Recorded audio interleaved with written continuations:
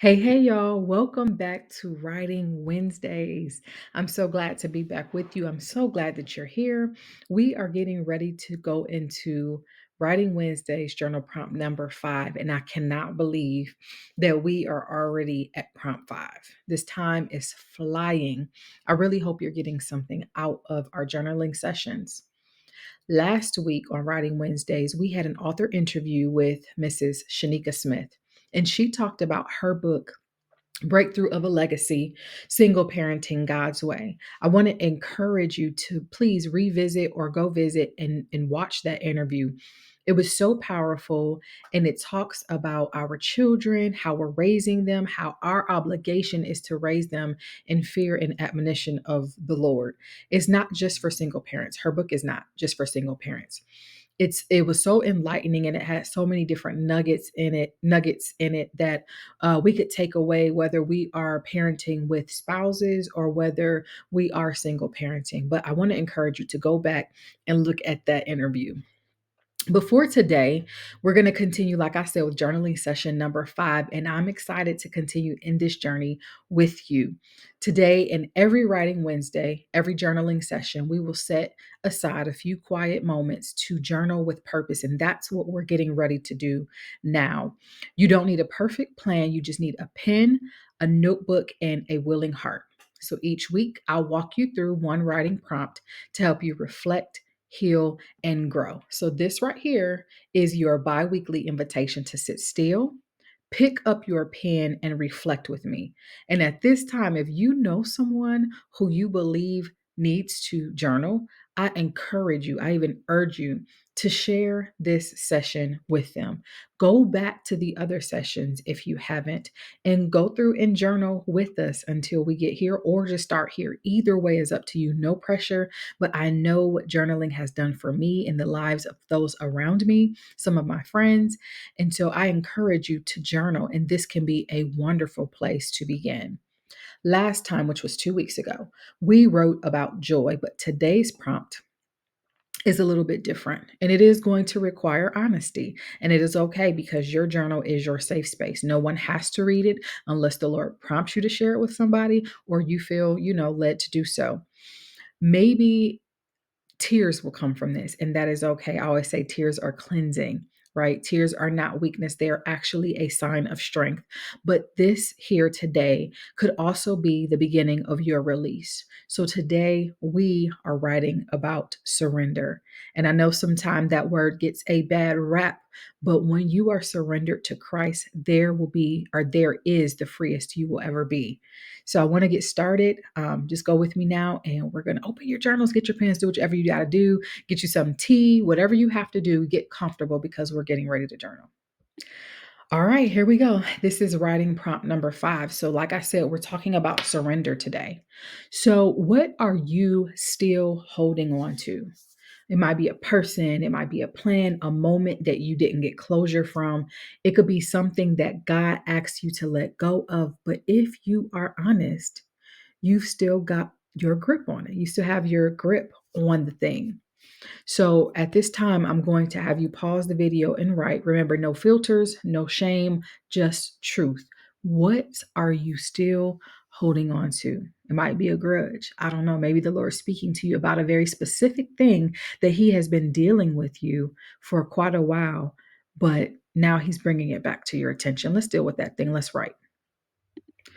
So now, as we do every week, we're going to take this time to go deeper. We are going to piggyback off of the question, what are you still holding on to? And we're going to go deeper with it. Okay. So let's add to what we've already written.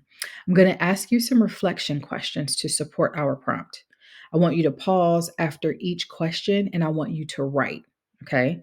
So please make sure you do that. Don't be afraid to write. Remember, as I always say, let your writing be your voice, whether it be the glue that holds you together or your safety net, allowing you to fall apart.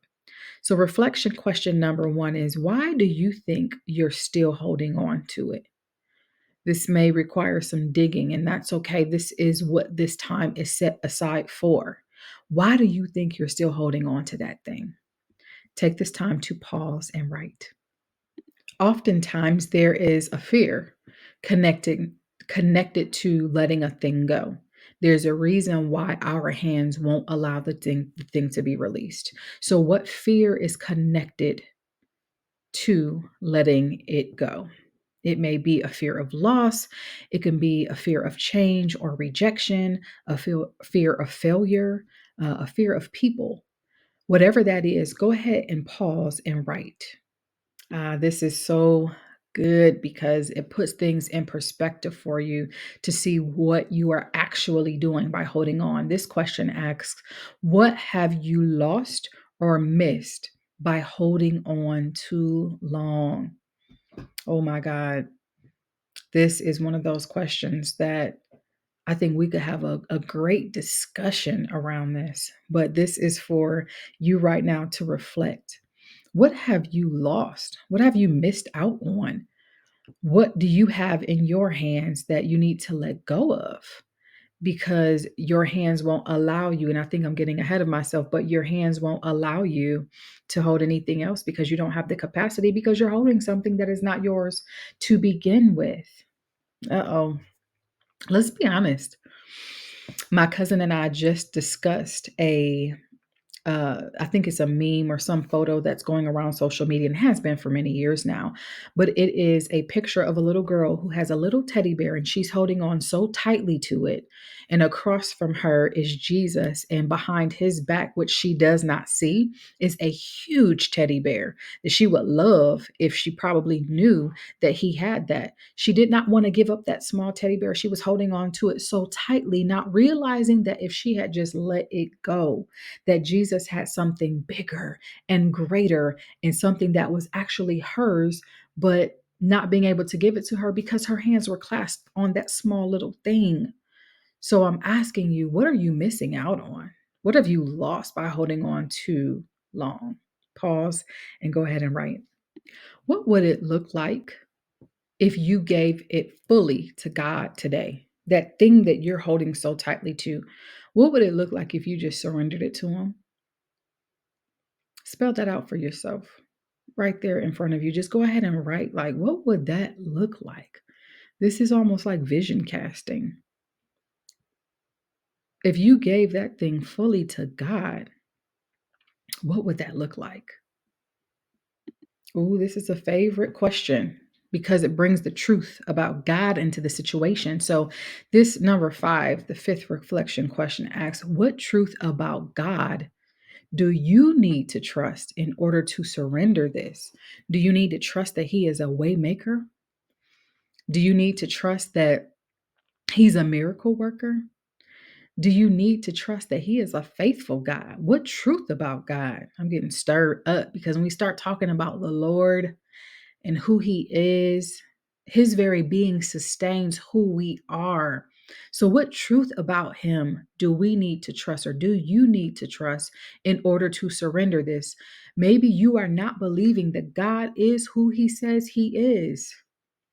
Maybe that's why you haven't let go yet, because you think that that little teddy bear that you're holding in your hand is sufficient when His grace is sufficient for you. Oh, mm, mm, mm, mm, mm. This one hits home because I know that there are a lot of people holding on to things. I may even myself be holding on to something. I'm asking the Lord to uncover it. What am I holding on to? What are you holding on to? What truth about Him do we need to trust in order to surrender this thing? Because I guarantee there is a name for that. There is a name for anything that you are going through that you feel like you need to hold on to. There's a name for God that covers all of that. You can trust in that name. Go ahead and take a moment and write.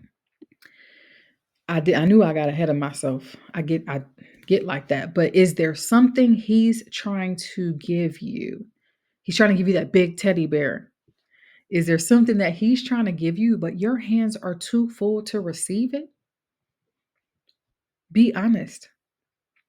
You holding on to that relationship, but there is one that He has that is greater, that will help and that will fulfill the purposes in your life. It's a part of His agenda, but because your hands are clasped and holding so tightly to that small teddy bear. You're not freeing your hands up. You don't have the capacity to receive because you're trying to hold on. So, is there something he's trying to give you, but your hands are too full to receive it? The answer for some of you may be, I don't know. But I want to challenge you, I want to stretch you, encourage you to go ahead and pray about it before you write. Ask the Lord to reveal if there's something he's trying to give you. Ask the Lord to give you vision for that. And then, more than that, I'm going to challenge you to trust that he has better for you than the thing that he's wanting you to give up. You have to trust that. I can talk about it all day, but until you trust that what he has is better for you than what you're holding on to, you probably won't move. But I'm encouraging you, I'm challenging you to let go of that thing. Open your hands so you'll have capacity to receive what he has for you. And here we are at challenge time. So, every time we write, every time we have a journaling session, we have a challenge. So, your challenge for this time is to write a surrender statement. And it may sound something like this. It's just an example that I want to give you here. Lord, I release blank. You fill in the blank. You know what the thing is. I release blank into your hands. I trust you with the outcome. And I believe that what you have for me is better than what I'm trying to hold on to. In the name of Jesus, we do pray and we thank you. I want you to say this prayer. I want you to write it. I want you to pray it until your heart catches up to your hand. Some scripture here to read: Psalm 55:22, Matthew 11:28 through 30, or Proverbs 3, 5, and 6. And just to touch on that last one, trust in the Lord with all your heart and lean not to your own understanding. In all your ways, acknowledge him, and he will direct your paths or your path. So I just want to encourage you with that. Don't take the challenge lightly. This challenge is to stretch you, for you to grow in your faith, for you to grow in your personal life. There are things that we do need to release, and we need to entrust it to the Lord. Sometimes we feel like we are holding on so tightly, or we feel like we're in control and we're holding on so tightly to the illusion of the control that we think we have, that we don't realize God is in control. So let's submit those things to him. As we close out, let's remember that surrender is worship. It's saying, God, I trust you more than I trust my own grip. So next time we are going to write through forgiveness, and this is going to be another heavy one, but I'm looking forward to it. Until then, let this week, the next 2 weeks, be about release. I need you to let go so he can move, okay? And if you want to share an eye opening moment that you had today while we journaled, share it in the comments. I'd love to hear about how today's session has impacted you. Next time, we are going to have an author interview. It's going to be author interview number 6. I encourage you to go ahead and put those post notifications on. I encourage you, if you have not already subscribe, share this with someone. Next week's interview has some heavy topics, some wonderful nuggets, some freeing topics that we're going to talk about. And I cannot wait to drop it next Wednesday. So until next time, please take care. And I want you to surrender those places that you've struggled with surrendering, knowing that you can trust God with the outcome. Until next time, take care.